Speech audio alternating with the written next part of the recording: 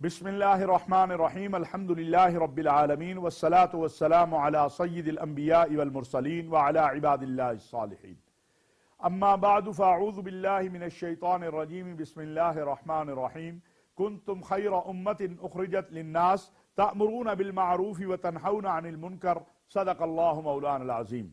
वाजिबुल एहतराम नाज़रीन व सामईन, अस्सलामु अलैकुम व रहमतुल्लाहि व बरकातुहू। नाज़रीन, अल्लाह रब्बुल इज़्ज़त ने सबसे पहले तो हमारे ऊपर ये एहसान किया, करम किया, फजल किया कि हमें उम्मत मोहम्मद सल्लल्लाहु अलैहि वसल्लम में पैदा किया। लिहाजा आइए जो देखने वाले और सुनने वाले हैं, हम आगाज आज की बातचीत का, आज की गुफ्तगू का दुरूद पाक से करें। अल्लाहुम्मा सल्लि अला मुहम्मद व अला आलि मुहम्मद कमा सल्लैता अला इब्राहीम व अला आलि इब्राहीम इन्नका हमीदुम मजीद। अल्लाहुम्मा बारिक अला मुहम्मद व अला आलि मुहम्मद कमा बारकता अला इब्राहीम व अला आलि इब्राहीम इन्नका हमीदुम मजीद। नाज़रीन, माह रजब बड़ा ही मोहतरम महीना है और ये उन 4 हुर्मत वाले महीनों में से एक है जिसका एहतराम दौर जाहिलियत में भी पाया जाता था।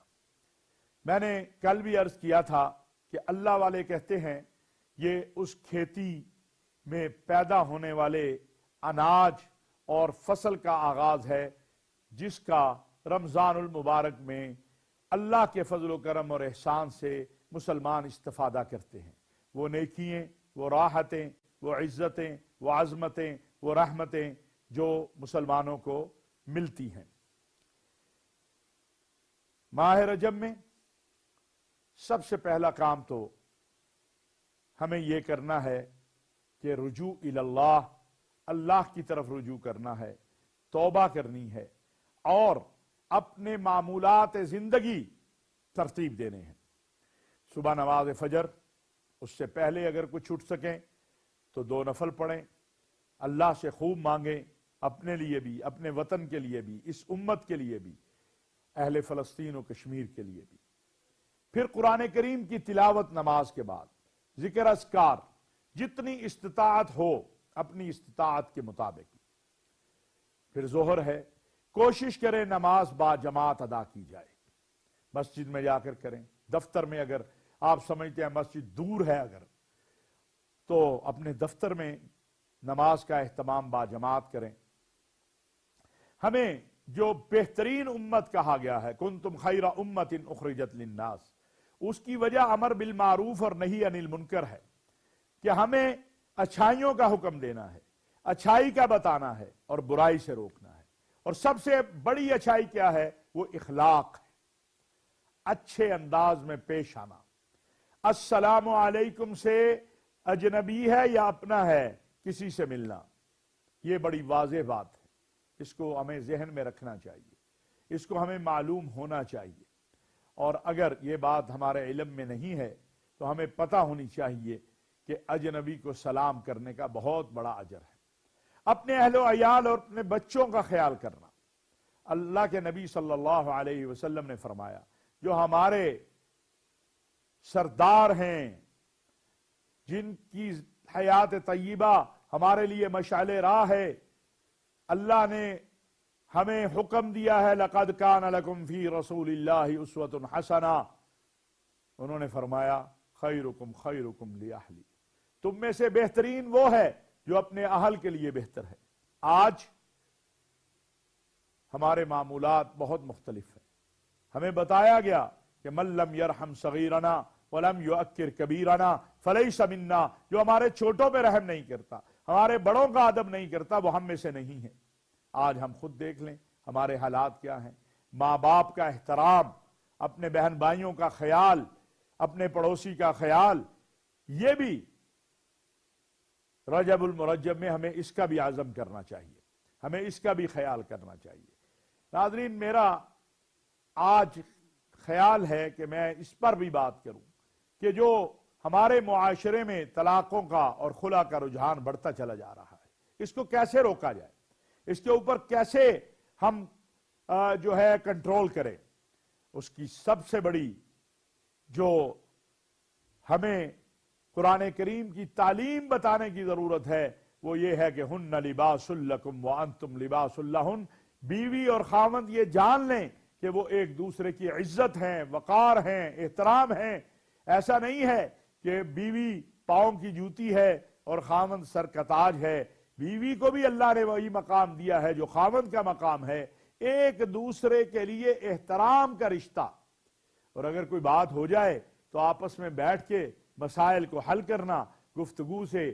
بڑوں کا کام ہے کہ اگر چھوٹوں کے سے کوئی غلطی ہو جائے، کوئی کوتاہی ہو جائے، کوئی ایسی بات ہو جائے تو وہ بجائے اس کے کہ اس پہ جلتی پہ تیل ڈالے، وہ اس کے اوپر پانی ڈالے، وہ صلح کی کوشش کرے۔ یہ نہیں کہ وہ اور جلتی پر تیل کا کام کرے کہ اچھا ٹھیک ہے۔ ایسے ہم نے دیکھا ہے، ساس بن کے نہیں، ماں بن کے بہو کے ساتھ رہے، نند بہن بن کر جو ہے اپنے بھائی کی بیوی کے ساتھ رہے۔ اس بات کا احساس ہونا چاہیے کہ اگر کوئی بیوی اپنے خاوند کے اہل و عیال کی، یعنی اس کے ماں باپ کی خدمت کرتی ہے، اس کی بہنوں کی خدمت کرتی ہے، تو وہ اپنے خاوند پر احسان کرتی ہے۔ آج ہماری عدالتیں طلاق اور خلا کے کیسوں سے بڑی ہوئی ہیں۔ مصالحتی عمل شروع ہونا چاہیے، خاندان کے بڑوں کو بھی اس طرف توجہ دینی چاہیے، اور مساجد کے ائمہ کو بھی، علاقے کے معززین کو بھی، کہ کیسے ہم نے اس جو اللہ کو سب سے زیادہ غصہ دلانے والی چیز ہے، ابغض الحلال عند اللہ الطلاق، وہ طلاق ہے۔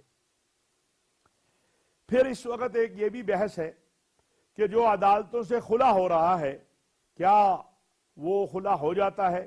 تو میں آپ سے یہ عرض کرنا چاہتا ہوں کہ اس کی 2-3 صورتیں ہیں۔ پہلی صورت تو یہ ہے کہ دونوں خاوند اور بیوی عدالت میں پیش ہوتے ہیں اور ان کے سامنے وہ ساری پروسیڈنگ ہوتی ہے اور اس کے بعد عدالت فیصلہ دیتی ہے۔ یہ تو بالکل واضح ہے کہ اگر عدالت سمجھتی ہے، خاوند موجود ہے، خاوند کا وکیل موجود ہے، اور عدالت کو بیوی بتاتی ہے کہ یہ میرے ساتھ زیادتیاں ہو رہی ہیں اور ان کی بنا پر میں خلا لینا چاہتی ہوں، اور وہ ثابت ہو جاتی ہیں، تو بالکل خلا بیوی کا حق ہے۔ دوسری صورت یہ ہے جو ہمارے ہاں ہوتا ہے کہ بیوی چلی گئی عدالت میں، نوٹس ہو گیا، خاوند کو پتا ہے وہ عدالت میں ہے، نوٹس پتا ہے، لیکن وہ کہتا ہے وصول نہ کرے، وہ عدالت میں آتا ہی نہیں ہے۔ اطلاع ہے اسے کہ میری بیوی نے مجھ سے خلا اپلائی کیا ہوا ہے، اور وہ غائب ہو جاتا ہے، تو ایسی صورت میں بھی عدالت کا اختیار ہے کہ وہ خلا کے حوالے سے ڈگری کرے۔ تیسری صورت یہ ہے کہ خاوند کو پتہ ہی نہیں ہے اور بیوی عدالت میں گئی اور یک طرفہ، یہ جائز نہیں ہے، یہ جائز نہیں ہے۔ لازماً خاوند کے علم میں ہونا چاہیے کہ خلا کے لیے میری بیوی نے اپلائی کیا ہوا ہے، اور اگر وہ پھر کنی کتراتا جسے کہتے ہیں، یا غائب ہو جاتا ہے، عدالت میں پیش نہیں ہوتا ہے، تو پھر یہ بیوی کا عدالت کو اختیار ہے کہ وہ بیوی کو خلا کا حق دے دے۔ لیکن اس سے پہلے یہ جو پہلی 2 صورتیں ہیں وہ بھی میں نے بتائیں، اور جو صورت یہ ہے، اور اکثر یہی ہوتا ہے کہ عدالت کا نوٹس آتا ہے، خاوند غائب ہو جاتا ہے، وصول نہیں کرتا، اپنے چوکیدار کو اپنے گھر میں اپنے دفتر میں بتا دیا۔ میں سمجھتا ہوں کہ یہ قطعاً درست عمل نہیں ہے۔ آپ فیس کریں، اگر آپ جب سمجھتے ہیں کہ آپ نے اپنی بیوی کے ساتھ خدا نخواستہ نہیں رہنا ہے، تو آپ کو پھر معاملات کو بات چیت سے حل کرنا چاہیے عدالت کے اندر۔ یہ معاملہ ہمارے ہاں بہت ضروری ہے۔ یہ چونکہ طلاق اور خلا کا بات ہو رہی تو نکاح کی بات بھی کر دوں۔ اللہ کے نبی صلی اللہ علیہ وسلم کا فرمان ہے جس کا مفہوم یہ ہے کہ نکاح کو اعلانیہ کرنا چاہیے اور مساجد میں کرنا چاہیے۔ آج اگر ہم اس سنت کو اور اس رسول اللہ صلی اللہ علیہ وسلم کے فرمان پر عمل شروع کریں، ہم بہت سی قباحتوں سے بچ جائیں گے۔ آج بڑی بڑی براتوں کا اہتمام، بیچارہ بچی والا پتہ نہیں اس کے پاس پیسے ہیں نہیں ہیں، وہ ادھار اٹھاتا ہے، کیا کچھ کرتا ہے۔ تو ہمیں اس بات کو بھی ذہن میں رکھنا چاہیے کہ ہمیں نکاح کے عمل کو آسان بنانا ہے۔ ولیمہ ہونا چاہیے، سنت ہے ولیمہ، اس میں بھی اسراف نہیں ہونا چاہیے۔ جو ہمارے ہاں اسراف بہت زیادہ کیا جاتا ہے وہ نہیں ہونا چاہیے۔ بارات لے کر جائیے مختصر سی، چند خواتین ہوں، چند مرد ہوں، یہ نہیں کہ 200 300 لوگ۔ پھر اب ہم دیکھ رہے ہیں جو ہمارا سوشل میڈیا ہے اس میں بھی، الیکٹرونک میں بھی، کہ مہندی ہے اور پتہ نہیں کیا کیا ہے۔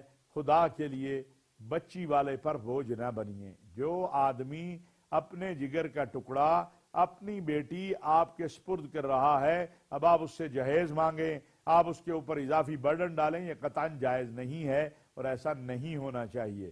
نکاح کا عمل بھی، طلاق کا عمل بھی، خلا کا عمل بھی اعتدال کے اندر ہو۔ چھوٹی چھوٹی باتوں پہ طلاق دے دینا یا طلاق طلب کرنا، میں جب اسلامی نظریاتی کونسل کا پچھلی بار رکن تھا تو میں نے یہ تجویز دی تھی کہ قانون سازی اس پہ ہونی چاہیے کہ جو آدمی اکٹھی 3 طلاق دے اس کو سزا ہونی چاہیے، اس پر تعزیر لگنی چاہیے۔ یہ تو کوئی کھیل تھوڑا ہے کہ گڈی گڈے کا کھیل ہے، جب چاہا بنا لیا، جب چاہا اس کو اجاڑ دیا۔ نہیں، یہ ایک بڑا مقدس عمل ہے، اور جب ایک بچی پال کے جوان کر کے اس کے ماں باپ آپ کے سپرد کرتے ہیں تو اس کا خیال رکھنا۔ اور یہ جو جاہلانہ سی بات ہے کہ وہ پاؤں کی جوتی ہے، یا ہمارے ہاں ہوتا ہے ماں باپ بوڑھے ہو گئے تو چلو اب ایک نوکرانی لے آؤ، وہ بیوی بھی ہے نوکرانی بھی ہے۔ شریعت میں اس کا کوئی تصور نہیں ہے۔ شریعت میں تو بیوی کا بہت بڑا مقام ہے، اور رسول اللہ صلی اللہ علیہ وسلم نے کبھی بھی اپنی ازواج مطہرات کو مارا نہیں ہے، کبھی بھی بلکہ ان کے ساتھ تعاون کیا، ان کے کاموں میں ہاتھ بٹایا۔ اگر وہ آٹا گوندھ رہی ہیں تو ان کی مدد کی، اگر وہ کھانا پکا رہی ہیں تو ان کی مدد کی، اگر وہ سوئی میں دھاگا ڈال رہی ہیں تو اس میں بھی مدد کی آقا علیہ الصلوۃ والسلام نے۔ تو دیکھیے بطور مسلمان ہمارے لیے جو راستہ ہے وہ رسول اللہ صلی اللہ علیہ وسلم کی سنتوں کا راستہ ہے۔ اگر ہم اس راستے کو ترک کر دیں گے اور ایسے کام کریں گے کہ جن کا اسلام سے کوئی تعلق نہ ہو، جس طرح اسراف ہوتا ہے، کھانے میں بھی اعتدال ہونا چاہیے۔ جب آپ کسی شادی پہ جائیں، نکاح پہ جائیں، بارات میں جائیں ولی، تو بھئی اپنی ضرورت کے مطابق کھانا ڈالیں۔ پلیٹیں بھر لیتے ہیں، وہ ضائع ہو جاتا ہے، یہ ضائع نہیں کرنا چاہیے۔ وہی کوئی اور کھا لے گا، کسی اور کے جو ہے حصے میں آ جائے گا، آپ ضائع کر کے چلے گئے، وہ پھینک دیا جائے گا۔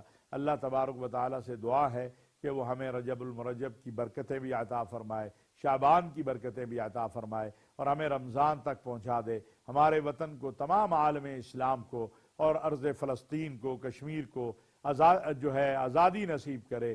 اہل شام، اہل یمن، اہل عراق اور پوری امت مسلمہ پہ اپنا فضل و کرم اور احسان فرمائے۔